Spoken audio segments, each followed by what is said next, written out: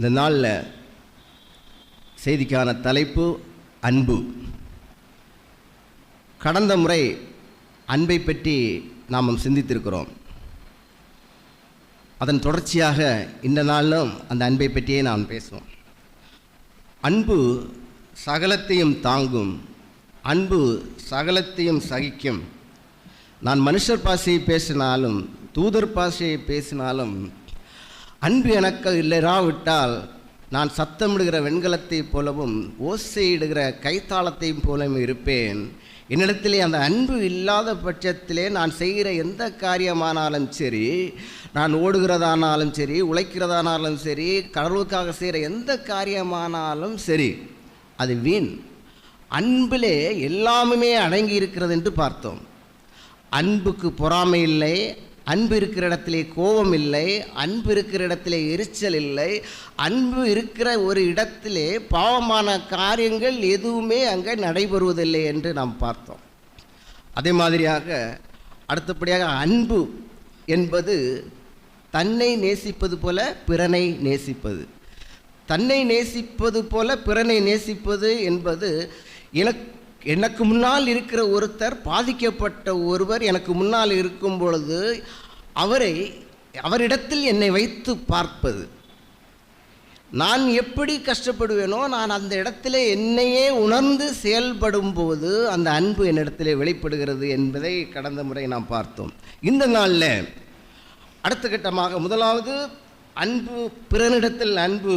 அதாவது இதற்கு ஒப்பாக இருக்கிற இரண்டாம் கற்பனை, உன்னிடத்தில் நீ அன்பு கூறுவது போல பிறனிடத்தில் அன்பு கூறுவாயாக. இன்றைக்கு நம்ம என்ன பார்க்க போகிறோன்னா குடும்பத்தில் அன்பு. எபேசியர் 5:33, அவனவன் தன்னிடத்தில் அன்பு கூறுவது போல தன் மனைவி இடத்திலும் அன்பு கூறக்கடவன். இன்னைக்கு பிறனிடத்தில் நேசிக்கணுங்கிறது தான் பைபிளுடைய சித்தாந்தம். கிறிஸ்தவம் அதுதான் சொல்லுது. ஆனால் நீங்கள் யதார்த்தமாக நான் பார்க்கும் பொழுது கிறிஸ்தவ மக்கள் பிறரை நேசிப்பது என்பது நடக்கிற மாதிரியே தெரியல. நம்மளால் எல்லாரையும் நேசிக்கவே முடியல. என்னுடைய பக்கத்தில் இருக்கிறவனை, என்னுடைய கூடவே வேலை செய்கிறவனை, நான் காண்கிற சகோதரனை நேசிப்பது என்பது கடினமான காரியமாக காணப்படுகிறது. ஆனால் வேதம் என்ன சொல்லுகிறது? அதுதான் முதல் கற்பனைன்னு சொல்லுது. ஆனால் என்னால் முடியல. அடுத்த கட்டம் என்னென்னா, அட்லீஸ்ட் குடும்பத்திலேயாவது நம்ம ஒருவரை ஒருவர் நேசிக்கிறவர்களாக காணப்படுகிறோமா? குடும்பத்தில் நான் எப்படி என் கூடவே இருக்கிற ஃபேமிலி மெம்பர்ஸுடன் எவ்வளோ அன்பாக நான் இருக்கிறேன்? அதுவே நமக்கு மிகப்பெரிய கேள்விக்குறையாக காணப்படுகிறது. அநேக குடும்பங்களை நீங்கள் பார்க்கும் பொழுது குடும்பத்தில் எல்லாம் வெளி தோட்டத்தில் எல்லாம் நல்லா தான் இருக்கிற மாதிரி தெரியும். ஆனால் அங்கே ஒரு வெறுமையை பார்க்க முடியும், அங்கே ஒரு தனிமையை நீங்கள் காண முடியும். ஒருவருக்கொருவர் அந்யோன்யமாக நடந்து கொள்கிற சூழ்நிலை இந்த அநேக கிறிஸ்தவ குடும்பங்களிலே இல்லை. மருமகள் சொன்ன ஏதோ ஒரு வார்த்தை அந்த மாமியாரை காயப்படுத்தி விட்டது என்பதற்காக மாதக்கணக்கிலே அவர்கள் ஒருவருக்கு ஒரு பேசாத இருக்கிற குடும்பங்கள் அநேகம் இருக்கிறது. மாமியார் சொன்ன ஒரே காரியத்தை வைத்துக்கொண்டு மனைவி, இந்த மருமகள் முறைத்து கொண்டே வாழ்க்கை நடத்துகிற குடும்பங்கள் அநேகம் இருக்கின்றன. மருமகள் ஒரு காரியத்தை சொல்லிவிட்டால் உடனே நாங்கள் என்ன செய்யணும்? அந்த காரியத்தை கர்த்தரிடத்தில் ஒப்புவித்து அவளுக்காக நாம் ஜெபிக்கும் பொழுது ஏதோ ஒரு காரியத்தால் அவள் செஞ்சால், ஏன் அதை செய்தாள் என்று சொல்லி நம்மளையே மனதில் எடுத்து திருப்பி அதை யோசிக்காதபடிக்கு அந்த காரியத்தை அவரிடத்திலே ஒப்புவிக்கும் பொழுது அந்த மகளிலே நீங்கள் மாற்றத்தை பார்க்க முடியும். அதே மாதிரி தான் ஒவ்வொருத்தரும். அதே மாதிரி என்னுடைய பிரச்சனை, குடும்பத்தில் இருக்கிற பிரச்சனையை அவரிடத்திலே சமர்ப்பிக்கும் பொழுது அந்த மனிதர்களிடத்திலே நீங்கள் மாற்றத்தை நீங்கள் பார்க்க முடியும். அதே மாதிரி தான் கணவன் மனைவி இடத்துல அநேக குடும்பங்கள் மாத கணக்கில் பேசாத குடும்பங்கள் இருந்து கொண்டிருக்கின்றன. வெளித்தோட்டத்திற்கு அவர்கள் நல்லவர்கள் போல அந்யோன்யமாக வாழ்வது போல காண்பித்துக் கொள்வார்கள். ஆனால் அப்படி இல்லை. எபேசியர் 4:26 என்ன சொல்லுகிறது? சூரியன் அஸ்தமிப்பதற்கு முன்பதாக உங்கள் எரிச்சல் தனிய கடவுது என்றார். கோபம் வருங்க, அதான் சொல்றாரு, நீங்கள் கோபம் கொண்டாலும் பாவம் செய்யாதிருங்கள். கோபம் என்பது சகஜம்தான், ஆனால் அது ஒன்றே தான். சூரியன் மறைகிறதுக்குள்ளால உங்களுடைய கோபம் தணிந்து விட வேண்டும். உங்கள் குடும்பத்திலே, உங்கள் கணவன் மத்தியிலேயோ, உங்கள் மாமியார் மத்தியிலேயோ, உங்கள் மருமகள் மத்தியிலேயோ, இல்லை உங்கள் மனைவியிடத்திலேயோ நீங்கள் கொடுக்கிற கோபமானது ஒரு 12 மணி நேரம் தான் அலவுடு. அதுக்கப்புறமாக அந்த கோபம் உங்களிடத்தில் என்ன செய்திடக்கூடாது, நிலைத்திருக்கக்கூடாது. அதான் இன்றைக்கி பார்த்தீங்கன்னா பேப்பரில் ஒன்று படித்தேன். கிறிஸ்தவர்கள் ஏறக்குறைய 10% தான் இருப்பாங்க தமிழ்நாட்டில். ஆனால் விவாகரத்து நடக்கிறது 60% கிறிஸ்தவ குடும்பங்களிலே நடக்கிறது, இளம் தம்பதிகள் மத்தியில்.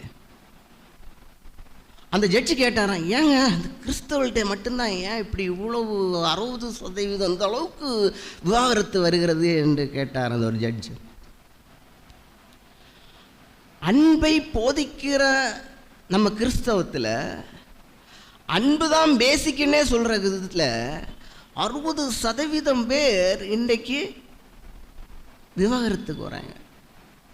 அன்பு செலுத்த முடியாத ஒரு சூழ்நிலை நம்மளே காணப்படுகிறது. கிறிஸ்தவத்தை போதிக்கிற நம்ம அன்பை அட்லீஸ்ட் குடும்பத்தில் கூட நம்மளால் என்ன செய்ய முடியல, செலுத்த முடியாத இருப்போமே. ஆனால் நாம் சிந்தித்து பார்க்க கடமைப்பட்டவளாக இருக்கிறோம். வேதத்தின் அடிப்படையில் 4 காரியங்களை இந்த குடும்பத்திலே அன்பு எப்படி செலுத்துவது என்பதை குறித்து நான் உங்களிடத்தில் விளக்க கடமைப்படுகிறேன். முதலாவதாக, உங்களுக்கு கொடுக்கப்பட்ட வாழ்க்கை துணை கடவுளால் கொடுக்கப்பட்டது என்பதை நம்ப வேண்டும். ஆதியாகமம் 2:20 நீங்கள் பார்க்கல, ஆதாமுக்கு முன்பதாக எல்லா ஜீவ விருட்சங்கள் எல்லாவற்றையும் கர்த்தர் படைத்தார். புல் பூண்டு, மரம், செடி, கொடிகள், சகல காட்டு மிருகங்கள், எல்லா மிருகங்களையும் படைத்துட்டு எல்லாத்தையும் ஆதாமுக்கிட்ட கொண்டு கொடுக்குறார் கர்த்தர். சகல காட்டு மிருகங்களையும் நாட்டில் வாழக்கூடிய எல்லா மிருகங்களுக்கும் என்ன சொல்கிறாரு ஆதாமுக்கிட்ட, நீயே பேரை போட்டுக்கோண்ட. அன்னைக்கு ஆதாம் என்ன பேர் போட்டானோ அதுதான் அந்த மிருக ஜீவன்களுக்கு பேராக மாறினது. அப்போது ஆதாமுக்கு எல்லாமே இருக்கு, அவன் வாழ்வதற்கான எல்லா காரியங்களும் அவனுக்கு கர்த்தர் கொடுத்தார். ஆனால் ஏற்ற துணையை அப்போ கொடுக்கல. ஆனால் ஆதாம் அதை கேட்கல, ஆதாமுக்கு அதை பற்றியே தெரியாது. ஆனால் கர்த்தர் பார்த்தாரு, இப்போ நான் எல்லாவற்றையும் அவனுக்கு கொடுத்தேன், சாப்பிட்றதுக்கான எல்லா காரியங்களையும் கொடுத்தேன், வாழ்வதற்கான எல்லா வழிகளையும் பண்ணினேன், எல்லாவற்றுக்கும் மேலாக அவனுக்கு தேவையானது ஏற்ற துணை. இப்போ ஆதாமை எப்படி படைத்தார்? மற்ற மிருக ஜீவன்களை படைத்தது மாதிரியோ, சூரிய சந்திரனை படைத்தது மாதிரியே ஒரு வார்த்தையால் அவரை படைக்கல. அவர் எப்படி படைத்தார்? மண்ணை எடுத்து தன்னுடைய சொந்த சுவாசத்தை ஊதி படைத்தார். ஆனால் மனைவியை படைக்கிறவளை அதே மாதிரி மண்ணை பிசைந்து ஒரு அதில் ஊதி என்ன பண்ணியிருக்கலாம், படைச்சிருக்கலாம்ல. யோசிச்சு பாருங்க, அப்படி படைக்கல. இவனுடைய விலா எலும்பிலிருந்து ஒரு எலும்பை எடுத்து அவனுக்கு ஏற்ற துணையை உருவாக்கினார்.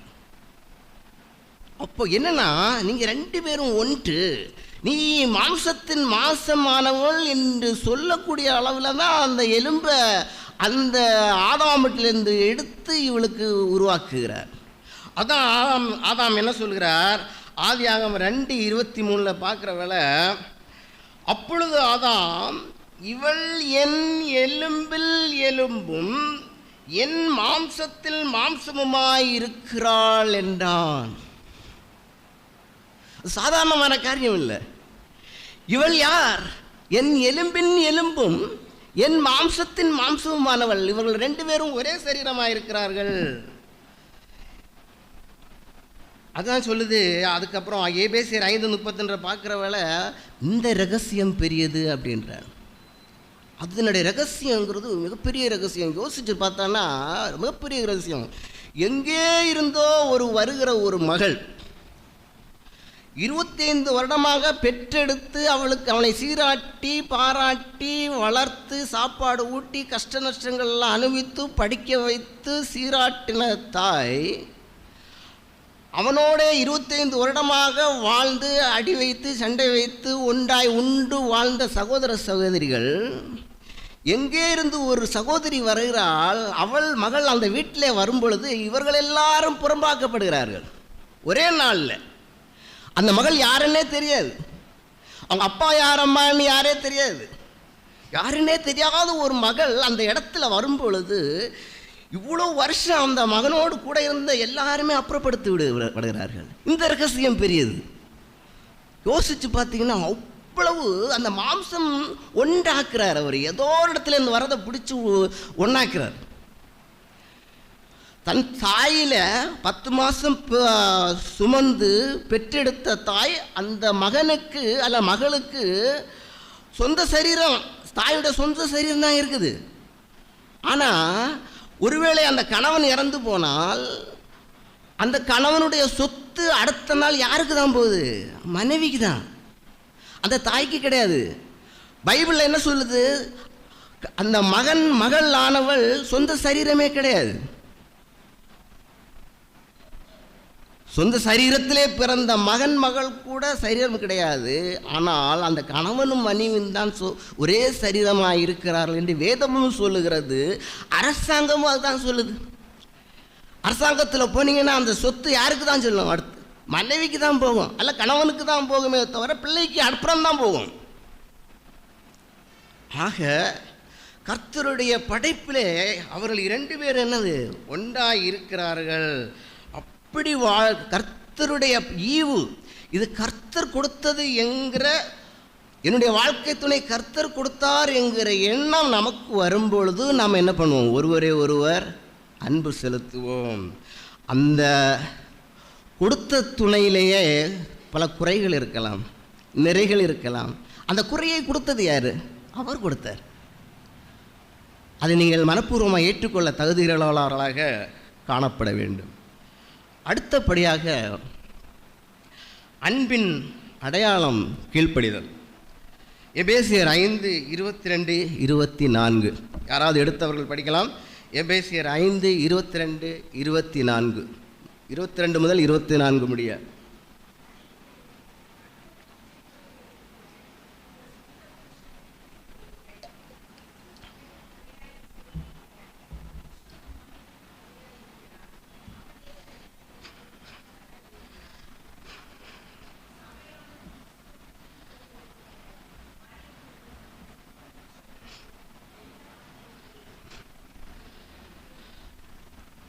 இப்போ பார்த்தீங்கன்னா என்ன சொல்கிறாரு?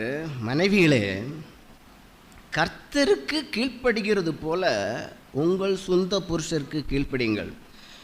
இந்த வசனத்தில் அவர் என்ன சொல்கிறார்? 3 பேரையும் லிங்க் பண்ணுறார். கிறிஸ்து, சபை, கணவன், மனைவி. இங்கே கீழ்ப்படிய சொல்கிறாரு. என்ன சொல்கிறாரு? கிறிஸ்து சபைக்கு கீழ்ப்படுகிறது போல மனைவியானவள் புருஷனுக்கு கீழ்ப்படிகின்றார். ஒரு கேள்வி கேட்குறேன், யாராவது கிறிஸ்துவுக்கு கீழ்ப்படியாமல் இருப்பீங்களா? கர்த்தருக்கு கீழ்ப்படுகிறோம். அவர் சொன்ன கட்டளையை பைபிளில் ஒரு வசனத்தை நம்ம சொன்னோன்னா ஆமாம் நான் செய்யலை எங்கட உணர்றோமா இல்லையா? அப்போது கர்த்தருக்கு நம்ம எப்படி கீழ்ப்படுகிறோமோ பைபிள் சொல்லுது நீ கணவனுக்கு கீழ்ப்படியணும்னு சொல்லுது, நான் சொல்லலை.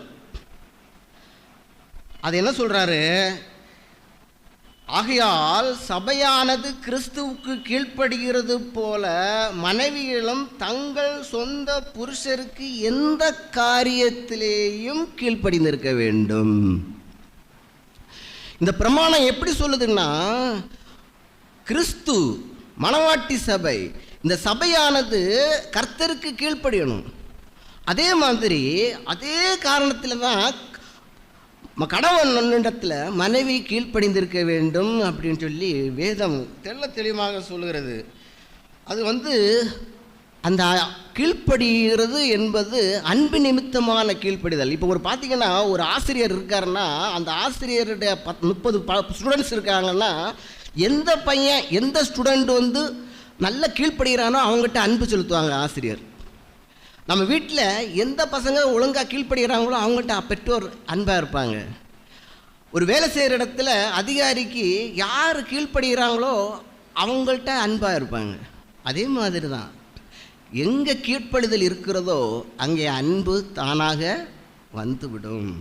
அப்போது கீழ்ப்படுதலும் அன்பும் வேறு வேறும் இல்லை. கிறிஸ்து சபையே அன்பு கூர்ந்திருக்கிறார்.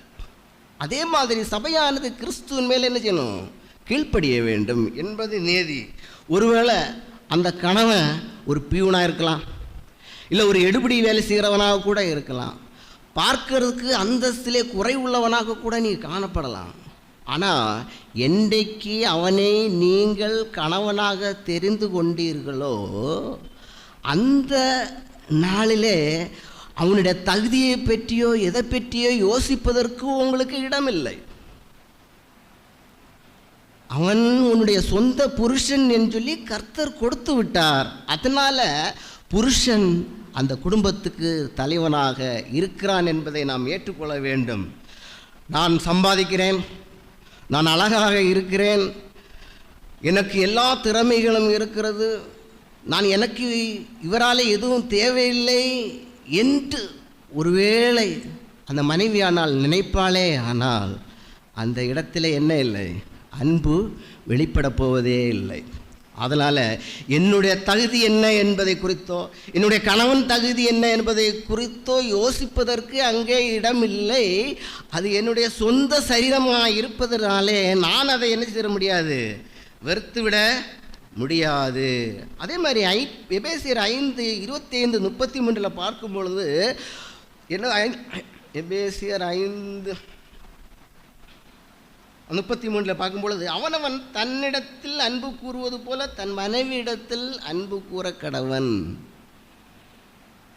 இப்போது கீழ்ப்படுகிறாங்க. கீழ்ப்படிதலும் அன்பும் ஒன்றுக்கொன்று பின்னி பிணைந்தவர்கள் என்று சொன்ன அதே மாதிரி கணவன் மனைவிடத்திலே அன்பு செலுத்துகிறவனாக காணப்பட வேண்டும். சமையலில் ஒருவேளை தோசை கரிஞ்சு போகலாம், ஆனால் அந்த கருகின தோசை யாரையும் காயப்படுத்தி விடுவது இல்லை. ஆனால் கணவன் சொல்லுகிறதான கடினமான வார்த்தைகள் அந்த மனைவியை புண்படுத்தி விடக்கூடாது. ஒருவேளை அந்த காயப்படுத்துகிற ஒரு சூழ்நிலை ஏற்படுமானால் அங்கே அன்பு கூற தகுதியற்றவளாக மனைவி மாறிவிடுகிறாள். அதனாலே நம்முடைய வார்த்தைகள், நம்முடைய செயல்கள் மூலமாக மனைவி என்ன செய்யணும்? அன்பு கூற கடமைப்பட்டவர்களாக காணப்படுகிறோம். அடுத்தபடியாக நாம் இந்த கணவன் மனைவி பிரிந்திருக்க கூடாது. 1 கொரிந்தியர் 7:5 உபவாசத்திற்கும் ஜெபத்திற்கும் தடையிராதபடிக்கு இருவரும் சில காலம் பிரிந்திருக்க வேண்டும் என்று சம்மதித்தாலன்றி ஒருவரை விட்டு ஒருவர் பிரியாதிருங்கள் அப்படின்னு சொல்கிறார். நிறைய இடத்துல ஒரு பிரச்சனை என்ன தெரியுங்களா? ஏதோ ஒரு காரணத்தினால பிரிந்திருக்கிறதுனால அங்கே பலவிதமான பிரச்சனைகள் இன்றைக்கி நம்ம பார்க்குறோம். அநேக இடத்துல திருமணமாகி ஒரே மாதத்தில் கணவன் எங்கே போயிருப்பான்? அப்ராடு போயிருப்பாங்க. வேதத்தில் அதுக்கு இடமே இல்லை. பைபிள் என்ன சொல்லுது? உபவாசத்திற்காக ஜெபத்திற்காக 2 பேரும் சம்மதித்தாலே அன்றி நீங்கள் என்ன செய்யக்கூடாது? பிரிந்திருக்கக்கூடாது. அநேக இடத்துல பார்த்தீங்கன்னா பசங்களுக்கு 1 மாதம் லீவ் விட்டுரும், 2 மாதம் ஸ்கூல் லீவ் விட்ட உடனே அங்கேருந்து தாயார் கூப்பிடுவாங்க, நீ வந்துரு 2 மாதம் நம்ம வீட்டில் இருந்துடலான்றாங்க. அப்போ கணவன் இங்கே என்ன இருப்பான்? தனியாக இருப்பான். அப்போ தான் சாத்தான் வருவான். இங்கே சாத்தான் இங்கே பார்ப்பான், அங்கேயும் பார்ப்பான். சாத்தான் வந்து என்ன சொல்லுவான்? அம்மா, இந்த கனி மிகவும் அழகாக இருக்கிறது, இவ்வளோ அழகான கனியை ஏன் நீ புசிக்கக்கூடாது அப்படின்னு சொல்லிட்டு சாத்தான் வந்து அப்படியே ஸ்குரு பண்ணுவான். அது எங்கே போய் சேர்ந்துடும்? பாவத்துக்குள்ளாக உங்களை அடியெடுத்து வைக்க காரணமாக விடும். இந்த கணவனையும் மனைவியையும் பிரிப்பதற்கு ஏதுவாக அந்த பெற்றோர்களே அதற்கு இடத்தை கொடுத்து விடுகிறார்கள். ஏதோ வேலை நிமித்தமாக 3 நாள் 4 நாள் 1 வாரம் வேணால் பிரிந்திருக்கலாமே தவிர கணவன் மனைவி 2 பேரும் எக்காரணம் கொண்டு என்ன செய்யக்கூடாது, சாத்தானுக்கு இடம் கொடுத்திருக்க கூடக்கூடாது. தேவன் இணைத்ததை மனிதன் பிரிக்காதிருப்பானாங்க. எந்த காரணம் கொண்டு 2 பேரும் பிரிப்பதற்கு பைபிளில் இடமே இல்லை. அநேக விவாகரத்துகள் மனிதனால் உருவாக்கப்படுகின்றன. அநேக விவாகரத்துகள் ஜட்ஜு தீர்மானிக்கிறார். யார் இணைச்சது? யார்? கர்த்தர் இணைத்தார். ஆனால் அதை பிரிக்கிறது யார்? ஜட்ஜு பிரிக்கிறார். ஒரே சரீரத்தை எப்படி ஒரு ஜட்ஜு பிரிக்க முடியும்? அப்படி ஒரே சரீரத்தை 2ஆக வெட்டும் பொழுது அதிலே காயங்கள் வராமல் இருப்பதில்லை. அந்த காயத்துக்கு காரணமாக ஒரு மனிதன் பெற்றோரோ வேற எந்த காரியமோ வேலையோ பணமோ வேற எந்த உலகத்தின் ஆசா பாசங்கள் எதுவுமோ கர்த்தர் இணைத்ததை பிரிப்பதற்கு காரணமாக அமைந்து விடவே கூடாது. ஆக கணவன் மனைவி இருவரும் ஒரே சரீரமாக இருக்கிறதுனால அவங்கள பிரிந்து வாழவே கூடாது. 4ஆவதாக ஒருவரை ஒருவர் ரசிக்க கற்றுக்கொள்ள வேண்டும். நீதிமொழிகள் 5:18 எடுத்தவர் படிக்கலாம். நீதிமொழிகள் 5:18.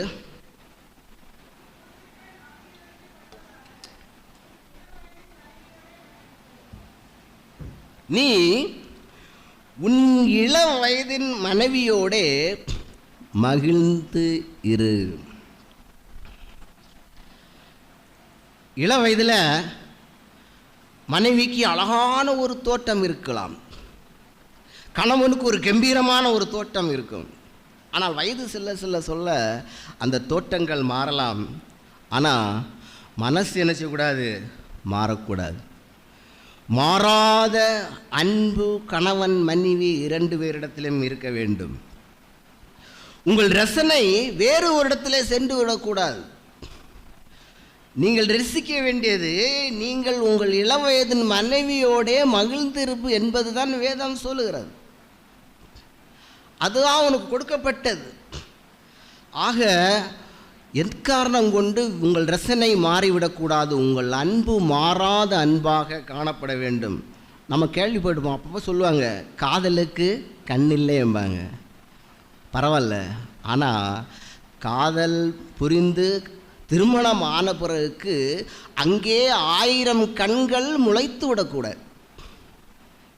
திருமணத்திற்கு முன்பே வேண்டுமானால் 1000 கண்கள் முளைக்கலாம். ஆனால் ஒன்ஸ் திருமணம் ஆனது பிறகு அங்கே வேறு கண்கள் முளைத்து விடவே கூடாது.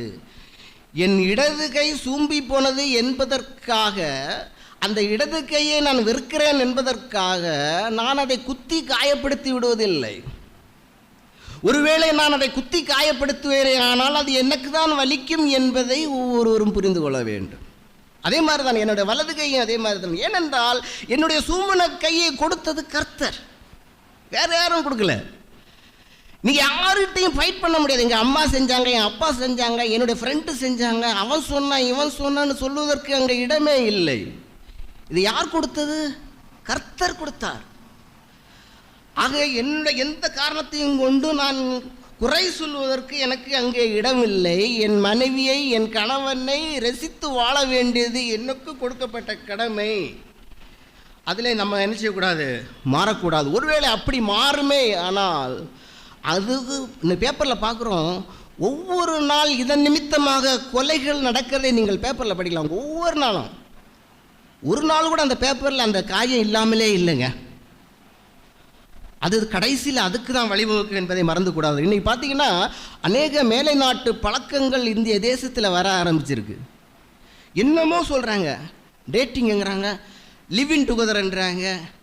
இன்றைக்கி இருக்கிற இளம் சமுதாயத்தினர், இளம் வாலிபர்கள் என்ன நினைக்கிறாங்கன்னா, என்னுடைய இளம் வயதிலே நான் எப்படி வேண்டுமானும் வாழ்ந்து யாரோடுமானாலும் வாழ்ந்து விடுவேன், என் இயேசு கிறிஸ்துவானவர் மன்னிக்க போதுமானவராக இருக்கிறார். எனக்கு வயதானது பிறகு நான் மன்னிச்சு கேட்டேன்னா அவர் எனக்கு செய்ய போகிறாரு, மன்னிப்பு கொடுத்துட போகிறாரு. என்னுடைய இளவயதில் நான் எப்படி வேணாலும் வாழ்ந்து விடுகிறேன் என்று சொல்லி தன்னுடைய மனதை கனப்படுத்தி கொண்டு கடினப்படுத்தி கொண்டு துணிகரமான பாவத்துக்குள்ளால் இன்றைக்கு வாழ்கிற அநேக கிறிஸ்தவ வாலிபர்கள் இருந்து கொண்டிருக்கிறார்கள். வேதம் என்ன சொல்லுறது தெரியுங்களா? இயேசு மன்னிக்கிறவர் தான், அதில் மாற்று கருத்தே இல்லை. ஆனால் எபேசியர் 10:26-27 நீங்கள் எபிரேயர் 10:26-27 நீங்கள் கண்டிப்பாக படிக்க வேண்டும். சத்தியத்தை அறியும் அறிவை அடைந்த பின்பு, சத்தியத்தை அறியும் அறிவை அடைந்த பின்பு நாம் மனப்பூர்வமாய் பாவம் செய்கிறவர்களாய் இருந்தால் பாவங்களை நிமித்தம் செலுத்தத்தக்க வேறொரு பலி இனி இராமல் நியாய தீர்ப்பு வரும் என்று பயத்தோடு எதிர்பார்க்குதலும் விரோதிகளை பட்சிக்கும் கோபாக்கினையுமே இருக்கும். வேதம் தெளிவாக சொல்லுது. நீங்கள் சத்தியத்தை அறிந்த அறிவுக்கு அப்புறமா இயேசு கிறிஸ்து இதை வெறுக்கிறார். இந்த பாவம், இது பாவம் என்று தெரிஞ்சதுக்கு அப்புறம் அநேக கிறிஸ்தவ பிள்ளைகள் இந்த பாவங்களை செய்து கொண்டிருக்கிறார்கள். இந்த பாவமானது மரணத்துக்கு ஏதுவான பாவம் என்பதை அவள் உணர்வதில்லை. இந்த பாவத்துக்கு மிகப்பெரிய தண்டனை உண்பது என்பதை அறிந்து கொள்வதில்லை. அவர்கள் என்ன நினைக்கிறாங்க? நாம் மன்னிப்பு வாங்கி விடலாம் என்று நினைத்துக் கொள்கிறார்கள். அப்படி இல்லை. சத்தியத்தை அறிவை அடைந்த பின்பு நீங்கள் மனப்பூர்வமாய் செய்கிற ஒவ்வொரு பாவத்திற்கும் என்ன சொல்கிறாருன்னா, இயேசு கிறிஸ்து ஒரே முறை தான் உங்களுக்கு பலியானார். மீண்டும் மீண்டும் என்ன செய்ய முடியாது? உன்னுடைய பாவத்திற்காக ஒவ்வொரு முறையும் அவர் சிலுவையில் அறைய முடியாது. ஒரே ஒரு முறை உங்களுடைய பாவங்களுக்காக பலியானார். மீண்டும் மீண்டும் நீங்கள் அந்த பாவத்திலே செய்வீர்களே. ஆனால் என்ன சொல்கிறாருன்னா, ஒருவேளை உங்களுக்கு மோட்சம் கிடைக்கலாம், மன்னிப்பு அவர் கொடுப்பார், அது உண்மைதான். ஆனால் அதற்கான தண்டனை நீங்கள் இந்த உலகத்தில் அனுபவித்து தான் ஆக வேண்டும் என்று இந்த வசனம் சொல்லுகிறது. எப்படி சொல்கிறதுன்னா, பிள்ளைகளை தண்டிக்கிறது போல அவர் தண்டிக்கிறது இல்லை. அந்த இடத்துல ஒரு பிள்ளையை நீங்கள் அடிப்பீங்கன்னா அவனுக்கு எந்த காயமும் ஏற்படாதபடிக்கு நீங்கள் அடித்து அவனை திருத்துவீங்க. ஆனால் ஒரு விரோதியை நீங்கள் தண்டிக்கும் பொழுது அவனை காலை வெட்டலாம், கையை வெட்டலாம், எது வேணாலும் நீங்கள் செய்து விடுவீர்கள். அதான் என்ன பைபிள் என்ன சொல்கிறது? நியாய தீர்ப்பு வரும் என்று பயத்தோடு எதிர்பார்க்குதலும் விரோதிகளை பட்சிக்கும் கோபாக்கினையும் இருக்கும். விரோதிகளை பட்சிக்கும் கோபாக்கினை. அப்போ உங்களை எப்படி பார்க்குறாரு? உன்னுடைய பிள்ளையாக பார்ப்பதில்லை, விரோதிகளை பார்ப்பது போல் அவர் பார்க்கக்கூடிய சூழ்நிலை இருக்கும் என்று இந்த வேதத்திலே சொல்லப்படுகிறது. அதான் நீங்கள் பார்த்தீங்கன்னா, தாவீதுக்கு தெரியும் தான் செய்தது தவறு. அவன் தவறை செஞ்சான். தாவீது யார்? கர்த்தருடைய இருதயத்துக்கு ஏற்றவனாக கண்டேன்னு சொல்கிறார், சர்டிஃபிகேட் கொடுக்குறார் பைபிளில். ஆனால் அவன் தவறு செஞ்சான். தவறு செஞ்சுட்டு 7 நாள் உண்ணவோ உடுக்கவோ பெட்டில் படுக்கவோ இல்லை, தரையிலே உருண்டு பிறண்டு கர்த்தரிடத்திலே மன்றாடினான். தான் செய்த தவறுக்காக மன்னிப்பு கேட்டான். ஆனால் அவனுடைய ஜெபத்தின் சத்தத்தை கர்த்தர் கேட்கவில்லை. அந்த பிள்ளையை அடித்தார். நாத்தான் மேல் அவருக்கு என்ன சொல்கிறாரு? இந்த பட்டயம் என்னென்றைக்கும் உன் வீட்டை விட்டு விலகாதிருக்கும் என்று சொன்னார். இருந்துதா? அவன் சொந்த மகனையே தாவீதுக்கு விரோதமாக எழும்பினான். அவனுடைய காலம் ஃபுல்லாக போகிறதான். காலம் ஃபுல்லாக அவன் வீட்டில் பட்டயம்தான் இருந்துச்சு. அவனுக்கு நிம்மதியான ஒரு வாழ்க்கை அவனுக்கு கிடைக்கல. அதே மாதிரி தான் கர்த்தருக்கு விரோதமாக இந்த விபச்சாரம் என்கிற பாவத்திலே ஒருவேளை யாராவது விழுவார்களே, ஆனால் அது மரணத்துக்கு ஏதுவான பாவம் என்பதை நாம் மறந்துவிடவே கூடாது. ஆக நாம் குடும்பத்திலே அன்பு செலுத்துவதற்கு 4 காரியங்கள் சொன்னேன். என் குடும்ப துணையானது கடவுள் கொடுத்தார் என்பதை நாம் என்ன செய்யணும்? உறுதியோடு நம்ப வேண்டும். 2வது, கீழ்ப்படிதலையும் அன்பையும் குடும்பத்திலே நம்ம கற்றுக்கொள்ள வேண்டும். எக்காரணம் கொண்டு நம்ம என்ன செய்யக்கூடாது? குடும்பத்திலே பிரிந்திருந்து வாழவே கூடாது. 4வதாக ஒருவர் ரசித்து வாழ கற்றுக்கொள்ள வேண்டும். அடுத்தபடியாக குடும்பத்திலே பெற்றோரை நேசிக்க வேண்டும். ஏற்கனவே போன வாரத்தில் நம்முடைய போதகர் பெற்றோரை நேசிக்கிறது குறித்து சொல்லிட்டார். அதனால் நான் ஜஸ்ட் டச் பண்ணிட்டு போகிறேன். எபேசியர் 6ஆம் அதிகாரம் 1 முதல் 3 வரைக்கும் பார்த்தீங்கன்னா, பிள்ளைகளே உங்கள் பெற்றாருக்கு கர்த்தருக்குள் கீழ்ப்படியுங்கள், இது நியாயம். உனக்கு நன்மை உண்டாக்கி இருப்பதற்கும் பூமியிலே உன் வாழ்நாள் நீடித்திருப்பதற்கும் உன் தகப்பனையும் உன் தாயையும் கனம் பண்ணுவாய் என்பதே வாக்குத்தத்தமுள்ள முதலாம் கற்பனையாக இருக்கிறது. வாக்குத்தத்தம் உள்ள முதலாம் கற்பனை அது என்ன சொல்லுதுன்னா, பெற்றோருக்கு நீ செய்கிறியோ செய்யலையோங்க, அதை பற்றி பிரச்சனை இல்லை. ஆனால் உன்னுடைய வாழ்க்கையில் நன்மை இருக்கணும்னு வையேன், உன் பெற்றோரை நீ என்ன செய்யணும்? கனம் பண்ணு. உனக்கு ஆயுசு நாள் வேணுமா? பெற்றோரை கனம் பண்ணு. உனக்கு நன்மையும் ஆயுசும் கூடணுமா? உன் பெற்றோரை என்ன செய்யக்கூடாது? அசட்டை பண்ணக்கூடாது. இதை நம் பிள்ளைகள், வாலிபர்கள், பெரியோர்கள் மனதிலே வைத்து பெற்றோரை கனம் பண்ண வேண்டும். அடுத்தபடியாக கர்த்தரிடத்தில் அன்பு செலுத்த வேண்டும். முதலாவது என்ன பார்த்தோம்? தன்னை போல பிறனை நேசி. ரெண்டாவது என்ன பார்த்தோம்? தன்னை போல மனைவிடத்தில் அன்பு கூறுவாயாகன்னு பார்த்தோம். இப்போ என்ன சொல்கிறாங்கன்னா, தன்னை விடவும் கர்த்தரிடத்தில் அன்பு செலுத்த வேண்டும். அதான் வேதாகத்தில் என்ன சொல்லுதுன்னா, மத்தேயு 22ஆம் அதிகாரம் 37 முதல் 39 வரை பார்த்தீங்கன்னா, உன் தேவனாகிய கர்த்தரிடத்தில் உன் முழு இருதயத்தோடும் உன் முழு ஆத்மாவோடும் உன் முழு மனதோடும் அன்பு கூறுவாயாக.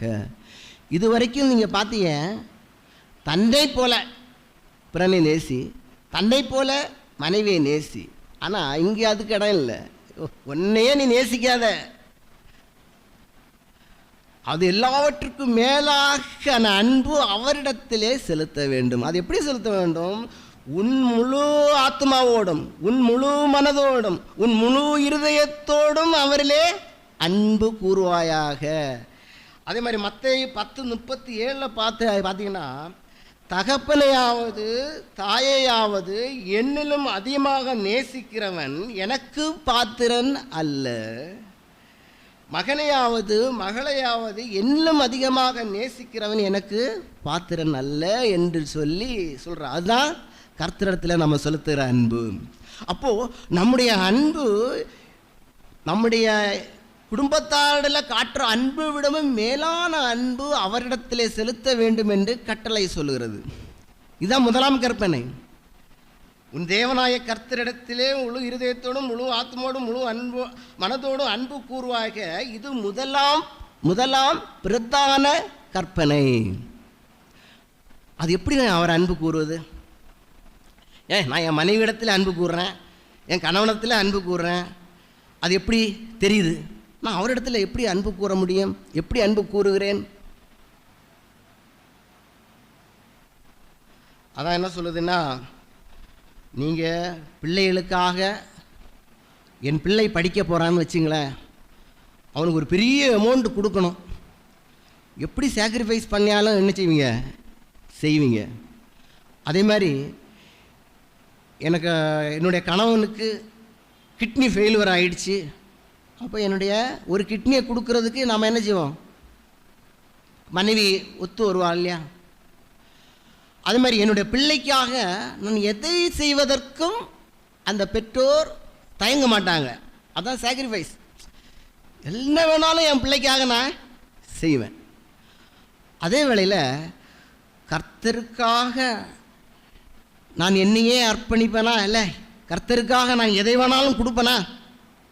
என் பிள்ளைக்கு படிக்க வைப்பதற்காக, என் பிள்ளை வியாதியாக இருக்கிறான் என்பதற்காக நான் எது வேணும் செலவு பண்ணுவதற்கு தயாராக இருக்கிறேன். அதே மாதிரி என் கர்த்தரை அறிவிக்கும் பணிக்காக, அவருக்காக நான் என்னத்தை செலுத்துகிறேன், என்னத்தை செலுத்தினேன் என்பதை நம்ம யோசிச்சு பாருங்கள். அதுதான் அன்பு செலுத்துறது என்பது. அவருக்காக நான் எதையும் செய்வதற்கு தயாராக இருக்கிறேன் என்று நாம் சொல்லக்கூடுமே. ஆனால் அதுவே தான் அவரிடத்தில் செலுத்துகிற அன்பு. இந்த விஷயத்தில் நம்ம என்ன செய்வோம்? எல்லாருமே பின்தங்கி தான் இருக்கோம். குடும்பத்தில் அன்பு செலுத்துவீங்க, இல்லைன்னு சொல்லல. ஆனால் பிறனிடத்துல நம்ம அன்பு செலுத்துறதில்ல. அதே மாதிரி தான் குடும்பத்தில் அன்பு செலுத்துகிறோம், ஆனால் கர்த்தரிடத்தில் நம்ம அன்பு செலுத்துகிறோமான்னு கேட்டால் அது மிகப்பெரிய கொஸ்டின் மார்க். அந்த அன்பை எப்படி நாம் வெளிப்படுத்துகிறோம்? ஒருவேளை நம்ம ஆலயத்துக்கு வர்றோம், அவரை தொழுது கொள்ளுகிறோம், பாட்டு பாடுறோம், ஜெபிக்கிறோம், அதெல்லாம் நல்லது தான். அதோடு நம்முடைய அன்பு நின்று விடக்கூடாது. இன்னைக்கு பார்த்தீங்கன்னா 10, 200, 300 வருடங்களுக்கு முன்பதாக மேலை நாடுகள்லேருந்து மிஷினரிங்க எல்லாம் நமக்கு வந்தாங்க. அவங்களாம் வந்ததுனால தான் நம்ம இன்றைக்கி கல்லையும் மண்ணையும் வணங்காமல் ஜீவிக்கிற ஜீவாதிபதியை வணங்கி கொண்டிருப்பதற்கு காரணம் என்ன? அன்னைக்கு ஃபோன் கிடையாதுங்க, ஏரோப்ளைன் கிடையாதுங்க, கார் கிடையாது, பஸ் கிடையாது. எத்தனையோ 1000 மைல்களுக்கு கடந்து தங்கள் சொந்த குடும்பத்தை, சொந்த வேலை, சொந்த எல்லாவற்றையும் துச்சமாக எண்ணி நான் போகிற இடம் எது என்பதே தெரியாதபடிக்கு, ஒருவேளை அங்கே மனுஷர்களை சாப்பிட்ற ஆள்கள் கூட இருக்கலாம், நான் திரும்பி இந்த இடத்துக்கு வருவேனா என்றது தெரியாது. எதுவுமே தெரியாமல் தங்களை முழுமையாக அவர்கள் அர்ப்பணித்ததன் காரணமாக தான் அவங்க இந்திய தேசத்திற்கு வர முடிந்தது. அவர்கள் இந்திய தேசத்திற்கு வந்ததினாலே தான் நம்ம என்ன பண்ணுறோம், இன்றைக்கி நம்ம அவரை இப்பொழுது தொழுது கொண்டிருக்கிறோம். அதுதான் அவரிடத்தில் செலுத்தப்படுகிறதான அன்பு. வில்லியம் கேரியை பார்த்தீங்கன்னா, அவர் மகனை இழந்தார், மனைவியை இழந்தார். அந்த ஒரே மனைவியை இழந்தார், ஆனால் லட்சக்கணக்கான மனைவிமார்களை இன்றைக்கு அவர் காப்பாற்றினார். உடன்கட்டை ஏறுதல் என்கிறதான ஒரு மூட பழக்க வழக்கத்தை, கடவுளுடைய பெயரை சொல்லிக்கொண்டு மக்களை ஏமாற்றுகிறதான, பெண்களை கொலைக்கு தூண்டுகிறதான அந்த உடன்படிக்கை, உடன்கட்டை ஏறுதல் என்கிறதான ஒரு பழக்கத்தை இந்த தேசத்திலிருந்து ஒழித்து கட்ட லட்சமான பெண்களை காப்பாற்றினார் அந்த வில்லியம் கேரி. ஆனால் அவருடைய மனைவியை அவர் இழந்தார். அவருக்காக நான் எதையாவது இழக்கிறதற்கு, என்னுடைய பணத்தை, என்னுடைய செல்வத்தை, என்னுடைய நேரத்தை, என்னுடைய உழைப்பை நம்ம செலவிடுகிறோமா? அவரை அறிவிக்கும் பணிக்காக. பேதுரை பார்த்து கேட்டார். யோவான் 21ஆம் அதிகாரம் 15 முதல் 17 வரை பார்த்தீங்கன்னா, சீமோன் பேதுரை பார்த்து இயேசு கிறிஸ்து கேட்குறார், பேதுருவே, நீ என்னை நேசிக்கிறாயா? அப்போ பேதுரு சொல்கிறாரு, ஆம் ஆண்டவரே, நான் உன்னை நேசிக்கிறேன் என்பதை நீர் அறிவீர் என்றார். அதோடு விடலை, 2வது முறை கேட்குறார், பேதுருவே, இவர்களிலும் அதிகமாக நீ என்னை நேசிக்கிறாயான்னு கேட்குறார். ஆம் ஆண்டவரே, நான் உம்மை நேசிக்கிறேன் என்றார். என் ஆடுகளை மேய்ப்பாயாக அப்படின்றார். 3வது முறை கேட்குறார், பேதுருவே, நீ என்னை நேசிக்கிறாயா? அப்போ அவன் விசனப்படுறான், ஆண்டவரே, நீர் எல்லாவற்றையும் அறிகிறீர், நான் உம்மை நேசிக்கிறேன் என்பதையும் நீர் அறிவீர். ஆமாய்யா, நீர் அறிவீர், நேசிக்கிறதுன்னு அறிவீர். ஆனால் என்ன கட்டளை? நீ என் ஆடுகளை மேய்ப்பாயாக. அவரிலே நான் அன்பு கூறுகிறேன் என்று நீங்கள் சொல்வீர்களே, ஆனால் அவருக்காக நான் எதையும் செய்வதற்கு தயாராக இருக்க வேண்டும். அப்போ தான் பார்த்தீங்கன்னா பேதுரு விட்ட என்ன சொல்கிறார் அவர், இளம் வயதில் உன் இஷ்டப்படியெல்லாம் நீ போன, ஆனால் இனி அப்படி இல்லை, நீ என்னை நேசிப்பதன் நிமித்தமாக உனக்கு பல துன்பங்கள் உண்டு, அதை ஏற்றுக்கொள்வதற்கு நீ தயாராக. வேற ஒருத்தன் தான் உன்னை கெட்டும், உனக்கு இஷ்டப்படிக்கு நீ செய்ய முடியாது. அதே மாதிரி தான் நாம் அவரை நேசிக்கிறோம் என்று சொல்வதற்கு அடையாளமாக நான் என்னத்தை செய்கிறேன் என்பதை, அவருக்காக நான் எதை செய்ய முடியும் என்பதை நாம் இந்த நாட்களில் யோசித்து பார்ப்பதற்கு கடமைப்பட்டவர்களாய் காணப்படுகிறோம். முதலாவது, பிறனிடத்திலே அன்பு செலுத்துவோம். தன் சொந்த குடும்பத்திலே அன்பு செலுத்துவோம், தேவனிடத்திலே அன்பு செலுத்துவோம். அதுதான் இந்த வேதத்தின் நியதி, வேதத்தின் அச்சாரம் அதுதான். நாம் யாவரும் அதை கடைபிடிப்போமாக. கர்த்தர் தாமே இந்த வார்த்தைகளை ஆசீர்வதிப்பாராக. ஆமேன்.